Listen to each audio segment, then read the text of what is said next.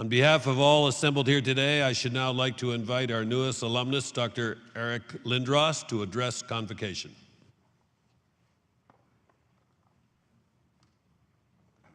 Sorry, fiddling with the glasses here. It's been on June 20th last year. This started. Jim, thank you very much for those kind words. Unbelievable. President Chakma, where's Dean Strong? Faculty members, members of the graduating class, and all your supporters, family, and friends. I'm so happy to be here. I thank you, and I am grateful for this incredible and unexpected honor. I'm certain that over the last few days, you've all had an opportunity to give some thought to the journey it took to get you here today, the people who helped you through it, the ones you feel indebted to. Obviously, many of life lessons I have learned have been through the lens of hockey. The sport has helped form me. It's taught me the importance of hard work. It's taught me the values of friendship and teamwork. The sport and business of hockey has also helped me to understand the significance of a strong family unit.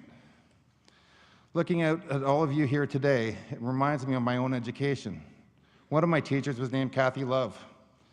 She comes to mind. Kathy was my math teacher in grades 10 and 11 at North Toronto Collegiate Institute. Every Tuesday and Thursday, I'd sit in her class for hours. Kathy was a terrific teacher because she just made learning math fun and wasn't opposed to looking the other way when we would send a student scrambling out the window during class to make a run to the variety store for freezies and sour keys. Big deal in grade 10. Before me and my family moved to Toronto, when I finished grade 4, I attended Ryerson Public School on Victoria Street here in London. I remember being in the backyard and hearing the announcer at Western football games bellow out, "Greg Marshall in for the score."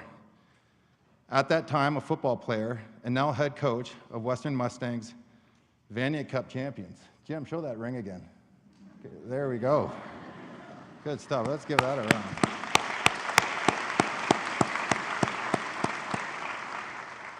I learned early on about the importance of school and education. My dad, Carl, was captain of Western's football team and an all-Canadian. My mom, Bonnie, went to nursing school here in London. And you might not know this, but I also attended Western during the 1994 lockout.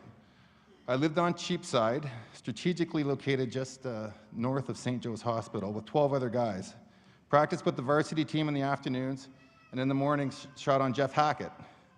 I took economics, and look at me now. I'm a doctor.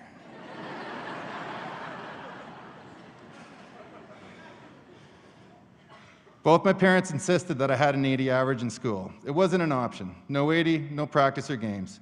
And this is back when an 80 was really an 80. Of course, this sort of rule is only as effective as its follow-through. I did miss one practice in grade 9, and my marks slipped below that 80 threshold.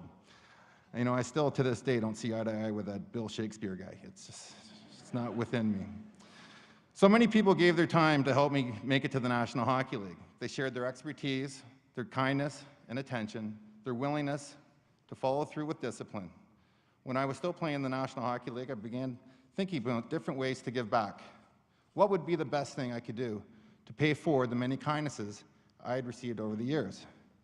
As it happened, I had already formed a relationship with Dr. Peter Fowler, the Fowler Kennedy Sports Medicine Clinic right here on campus. Dr. Fowler is a different kind of doctor, a guy who thinks outside the box. He has a brilliant mind and a big heart. He was president of the International Society of Surgeons and is one of many world leaders in his field who spent his time shaping minds and sharing with his peers what worked and what didn't. Where is Doc Fowler? Get up, Doc. Dr. Peter Fowler.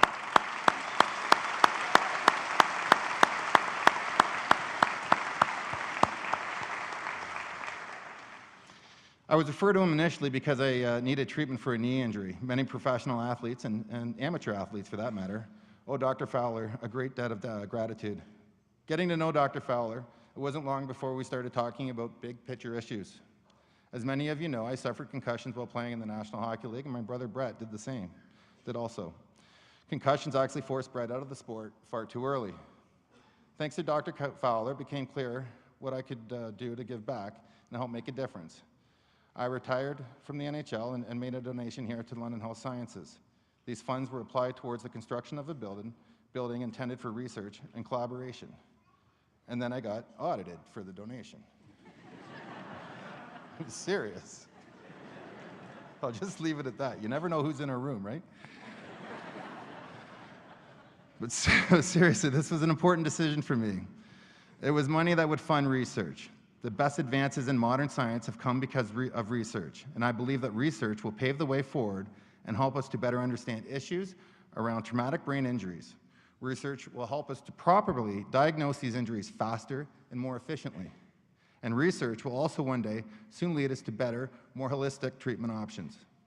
My vision has always been to build a learning center that will become home to some of the best medical minds in the country, a place where the brightest in their field can collaborate with one another on both a national and international capacity. I'm in a very fortunate position where I can help out monetarily. However, I've also given my time. I'm currently working with people like Rowan Stringer's parents, Gordon and Kathleen, on the advancement of Rowan's Law.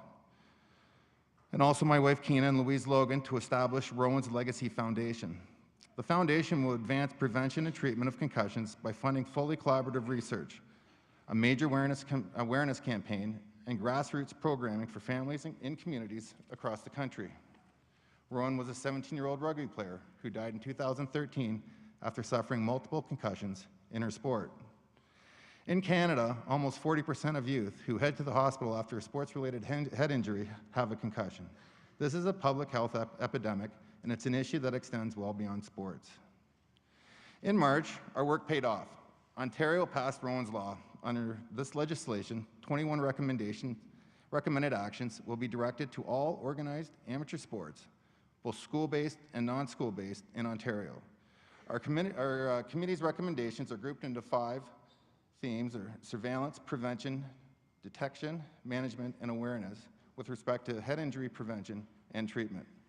When I was a teenager, I had big dreams. I thought of playing in the National Hockey League, scoring the big goals, and being one of the best players. I couldn't have imagined one day I would also get a chance to work with a team that would shape provincial legislation and change lives for the better.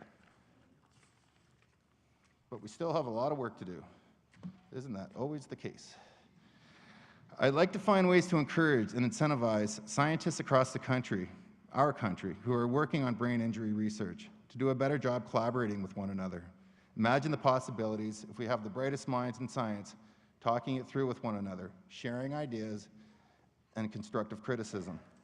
Finally, I'd like to share some words from my favorite graduate of 2018. Here we go here. Practice this. Do you remember way last fall when we were only this tall? Now look at us. We're way up here, and we've learned a lot this year. In fact, they think we're really great. That's why we get to graduate.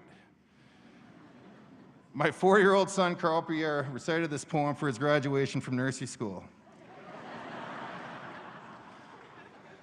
Yeah. Let it be a reminder to you that no matter what age, we are all looking to learn, to grow, to make a difference. Leave here today knowing that this graduation may be the close to one chapter, but it's the beginning of many more.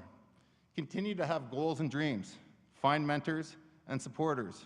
Be mentors and supporters. Remember that you too can be a part of a process to affect important change and make things happen. And somewhere along the way, you too can give back. Never stop trying to be great. Congratulations, everybody.